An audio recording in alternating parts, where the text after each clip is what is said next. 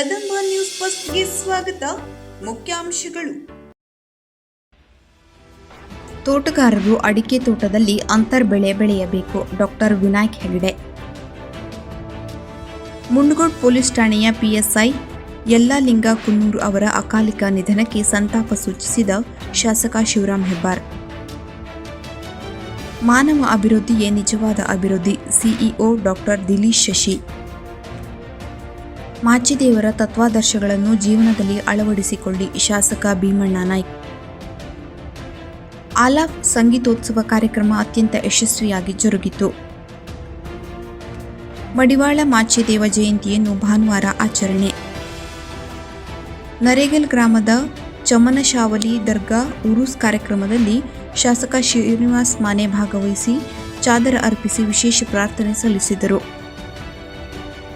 ವಿತರಕರಿಂದ ನಿಷೇಧಿತ ಏಕಬಳಕೆಯ ಪ್ಲಾಸ್ಟಿಕ್ ವಸ್ತುಗಳ ವಶ. ಕರ್ನಾಟಕದ ಗಾಂಧಿ ಹರ್ಡೇಕರ್ ಮಂಜಪ್ಪ ಅವರ ದಿನಾಚರಣೆ ಸರ್ಕಾರದಿಂದ ನಡೆಸಲು ಬನವಾಸಿ ತಾಲೂಕು ಹೋರಾಟ ಸಮಿತಿ ಆಗ್ರಹ. ತೋಟಗಾರರು ಅಡಿಕೆ ತೋಟದಲ್ಲಿ ಅಂತರ್ ಬೆಳೆ ಬೆಳೆಯಬೇಕು. ಅಂದಾಗ ಮಾತ್ರ ರೈತರು ಆರ್ಥಿಕ ಸಂಕಷ್ಟದಿಂದ ಪಾರಾಗಬಹುದು.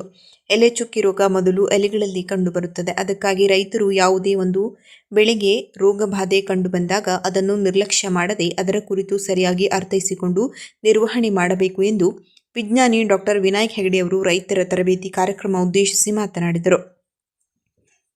ತೋಟಗಾರಿಕಾ ಇಲಾಖೆ, ಕೃಷಿ ಇಲಾಖೆ, ಆತ್ಮ ಯೋಜನೆ ಹಾಗೂ ಕೃಷಿ ಸಂಬಂಧಿತ ಇಲಾಖೆಗಳು, ಜಿಲ್ಲಾ ಪಂಚಾಯತ್ ಉತ್ತರ ಕನ್ನಡ ಇವರ ಸಂಯುಕ್ತಾಶ್ರಯದಲ್ಲಿ ತೋಟಗಾರಿಕೆ ಜಂಟಿ ನಿರ್ದೇಶಕರ ಕಚೇರಿ ಆವರಣದಲ್ಲಿ ಫಲಪುಷ್ಪ ಪ್ರದರ್ಶನ ಮತ್ತು ಫೆಬ್ರವರಿ 1ರಿಂದ ಫೆಬ್ರವರಿ 3ರವರೆಗೆ ಸಾವಯವ ಸಿರಿಧಾನ್ಯ ಮೇಳವನ್ನು ಆಯೋಜನೆ ಮಾಡಲಾಗಿತ್ತು.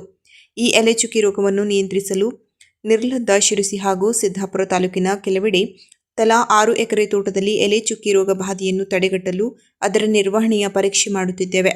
ಈಗ ನಮಗೆ ಅದರ ಫಲಿತಾಂಶ ಕಂಡು ಬಂದಿದೆ. ಅಂಥ ಮರಗಳನ್ನು ನಾವು ಮಾರ್ಕ್ ಮಾಡಿದ್ದೇವೆ ಎಂದರು.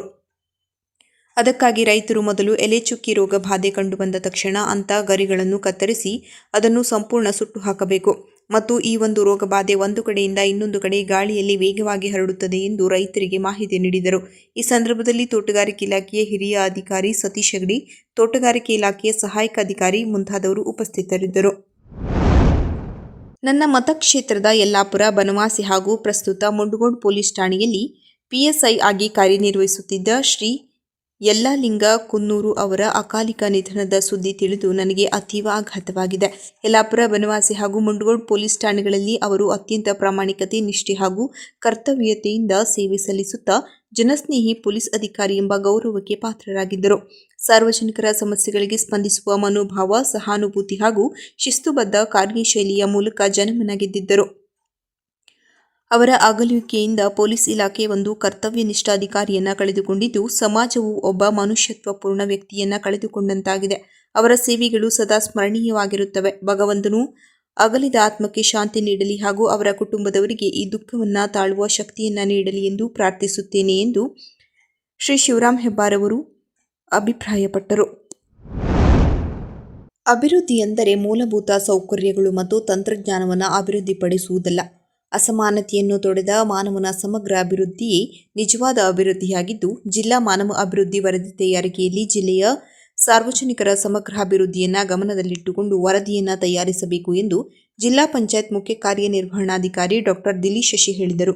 ಅವರು ಸೋಮವಾರ ಕಿಮ್ಸ್ ಸಭಾಂಗಣದಲ್ಲಿ ಜಿಲ್ಲಾ ಆಡಳಿತ ಮತ್ತು ಜಿಲ್ಲಾ ಪಂಚಾಯತ್ ಉತ್ತರ ಕನ್ನಡ ವತಿಯಿಂದ ಜಿಲ್ಲಾ ಮಾನವ ಅಭಿವೃದ್ಧಿ ವರದಿ 2025 ಹಾಗೂ ಸಮಗ್ರ ಮತ್ತು ಸುಸ್ಥಿರ ಜಿಲ್ಲಾ ಅಭಿವೃದ್ಧಿ ದೂರದೃಷ್ಟಿ ಯೋಜನೆ 2031 ವರದಿ ತಯಾರಿಕೆಗೆ ಸಂಬಂಧಿಸಿದ ಜಿಲ್ಲಾ ಮಟ್ಟದ ತರಬೇತಿ ಕಾರ್ಯಕ್ರಮ ಉದ್ಘಾಟಿಸಿ ಮಾತನಾಡಿದರು.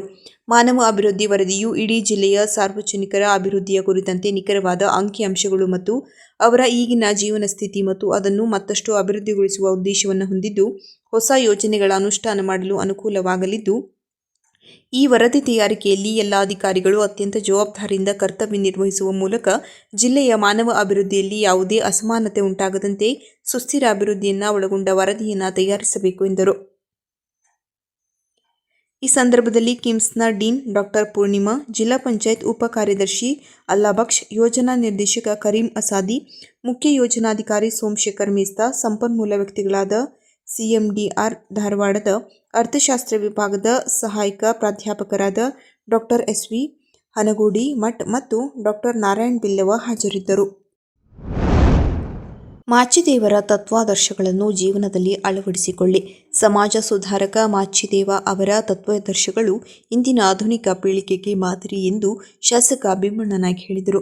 ನಗರದ ಶ್ರೀ ಮಾಚಿದೇವ ಸಮುದಾಯ ಭವನದಲ್ಲಿ ಆಯೋಜಿಸಲಾಗಿದ್ದ ಶ್ರೀ ಮಾಚಿದೇವ ಜಯಂತ್ಯೋತ್ಸವ ಹಾಗೂ ಪ್ರತಿಭಾ ಪುರಸ್ಕಾರ ಕಾರ್ಯಕ್ರಮ ಉದ್ಘಾಟಿಸಿ ಮಾತನಾಡಿದರು.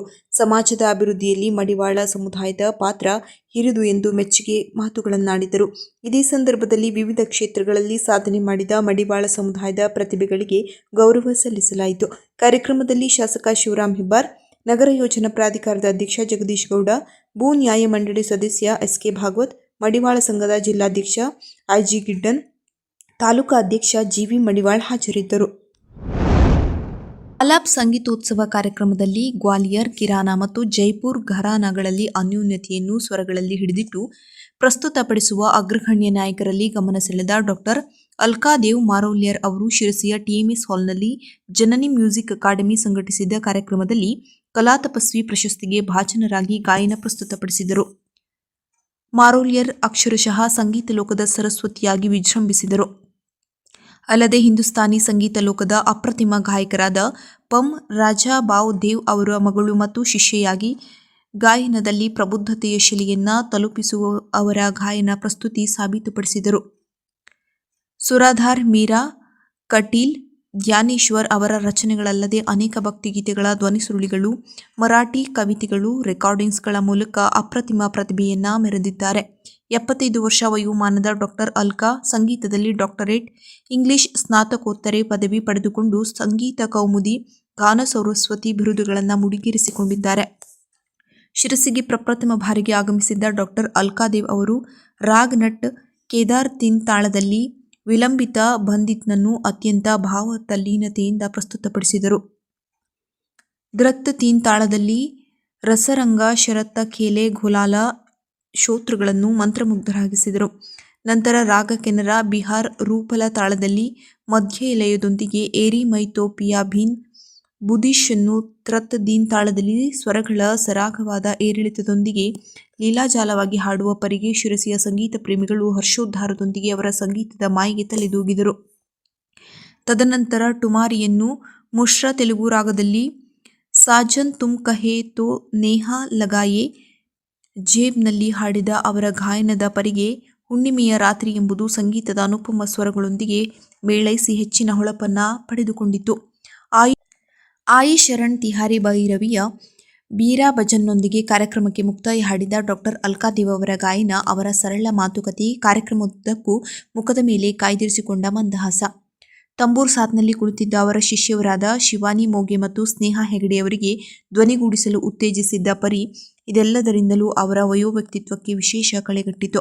ಹಾರ್ಮೋನಿಯಂ ಸಾತ್ನಲ್ಲಿ ಸತೀಶ್ ಭಟ್ ಹೆಗ್ಗಾರ್ ಅವರ ಸಾತ್ ಅವರು ಮುಕ್ತಕಂಠದಿಂದ ಹೊಗಳಿದ ಡಾಕ್ಟರ್ ಅಲ್ಕಾದೇವ್ ಅವರು, ಮೊದಲನೇ ಬಾರಿಗೆ ಸಾತ್ಗೆ ಕುಳಿತಿದ್ದಂತೆ ಅನಿಸುತ್ತದೆ ಇಲ್ಲ, ಇಷ್ಟು ಒಳ್ಳೆಯ ಹೊಂದಾಣಿಕೆಯ ಸಾತ್ ಎಂದು ಹೇಳಿದ್ದು ನಮ್ಮ ದೇಶದ ಕಲಾವಿದರಿಗೆ ನೀಡಿದ ಗೌರವ ಎಂದೇ ಭಾವಿಸಿದರು. ಡಾಕ್ಟರ್ ವಿನಯ್ ಕುಲಕರ್ಣಿ ಗೋವಾ ತಬಲಾದಲ್ಲಿ ಸಹಕರಿಸಿದರು. ಜಿಲ್ಲಾಡಳಿತ, ಜಿಲ್ಲಾ ಪಂಚಾಯತ್, ಕನ್ನಡ ಮತ್ತು ಸಂಸ್ಕೃತಿ ಇಲಾಖೆಯವರ ಸಂಯುಕ್ತ ಆಶ್ರಯದಲ್ಲಿ ಕಾರವಾರದ ಓಂ ಶಾಂತಿ ಭವನದ ಬ್ರಹ್ಮಕುಮಾರೀಸ್ ಸಭಾಂಗಣದಲ್ಲಿ ಮಡಿವಾಳ ಮಾಚಿದೇವ ಜಯಂತಿಯನ್ನು ಭಾನುವಾರ ಆಚರಿಸಲಾಯಿತು.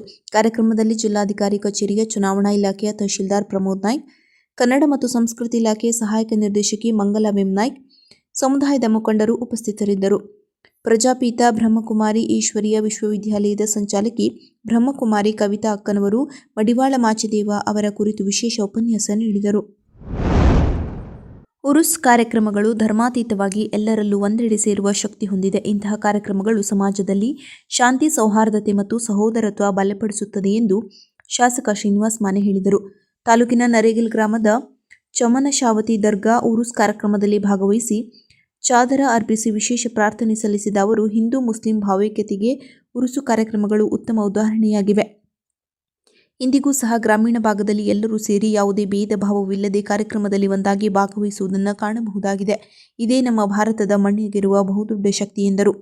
ಪ್ರಮುಖರಾದ ಎಂ.ಎ. ನೆಗಳೂರ್, ಮೊಹಮ್ಮದ್ ಗೌಸ್ ಆಡೂರ್, ಮಹಮ್ಮದ್ ಜಾಫರ್ ಮುಲ್ಲಾ, ಚಮನ ಸಾಬ್ ಪಠಾಣ್, ಹುಸೇನ ಮೀನಾ ಸೌಣೂರು, ದಾವಲಸಾಬ್ ಸವಣೂರು, ಮಕ್ಬೂಲ್ ಅಹಮದ್ ಬೆಟಗೇರಿ, ಮೊಹಮ್ಮದ್ ಸಾದಿಕ್ ಪಠಾಣ್, ಮೆಹಬೂಬ್ ಖಾನ್ ಪಠಾಣ್, ಶಾಂತಪ್ಪ ಶೀಲವಂತರ, ಗುತ್ತೆಪ್ಪ ಹರಿಜನ್, ಸುರೇಶ್ ತಹಶೀಲ್ದಾರ್, ರವೀಂದ್ರ ದೇಶಪಾಂಡೆ, ಆದರ್ಶ ಶೆಟ್ಟಿ ಸೇರಿದಂತೆ ಉರುಸ್ ಕಮಿಟಿ ಸದಸ್ಯರು, ಗ್ರಾಮಸ್ಥರು ಉಪಸ್ಥಿತರಿದ್ದರು.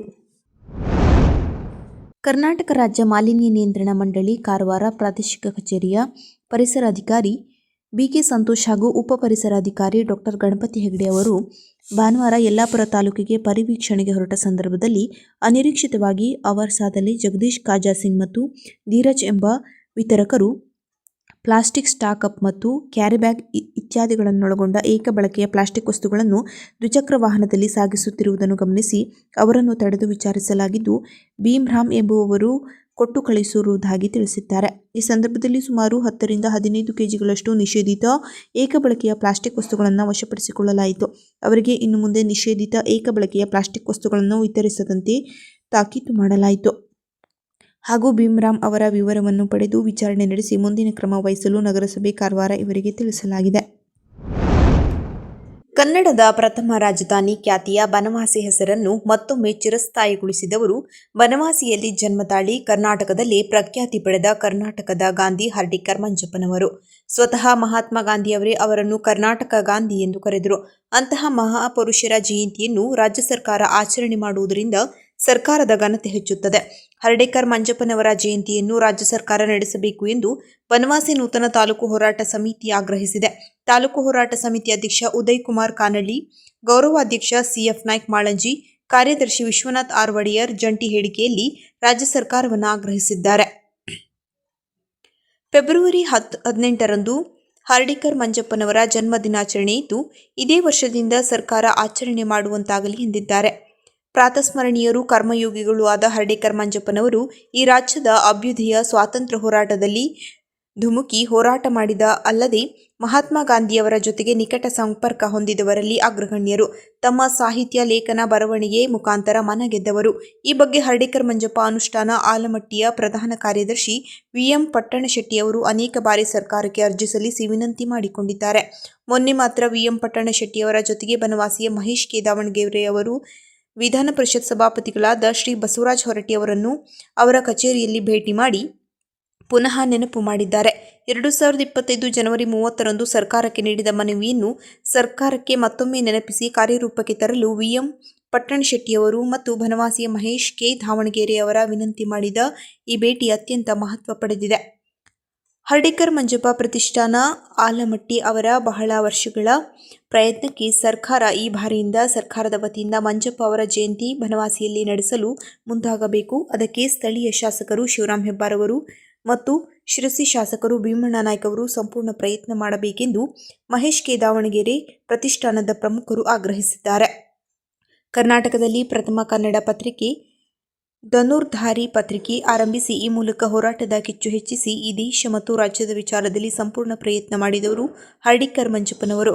ಅಂದಿನ ದಿನಗಳಲ್ಲಿ ಪತ್ರಿಕೆಯ ಮಹತ್ವ ಸಾರಿದ ಮಹಾಪುರುಷ ಹರ್ಡೇಕರ್ ಮಂಜಪ್ಪ ಅವರ ಜಯಂತಿ ಸರ್ಕಾರದಿಂದ ಆಚರಣೆಯಾಗಲಿ ಎಂದು ಬನವಾಸಿ ನೂತನ ತಾಲೂಕು ಹೋರಾಟ ಸಮಿತಿ ಆಗ್ರಹಿಸಿದೆ.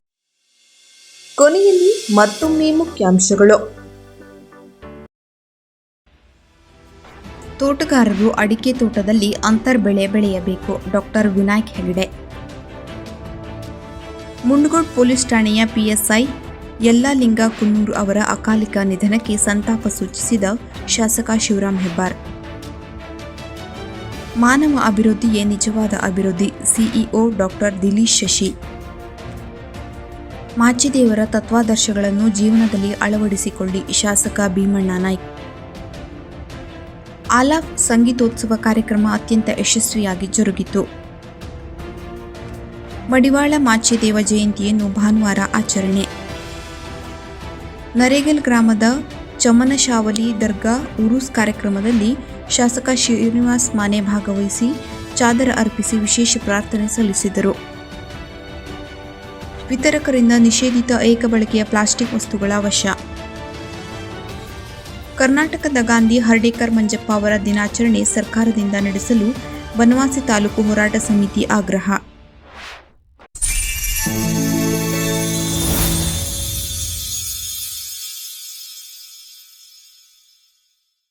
Kadamba news first. ನಿರ್ಭೀತಿಯಿಂದ ನಿಮ್ಮ ಪರವಾಗಿ.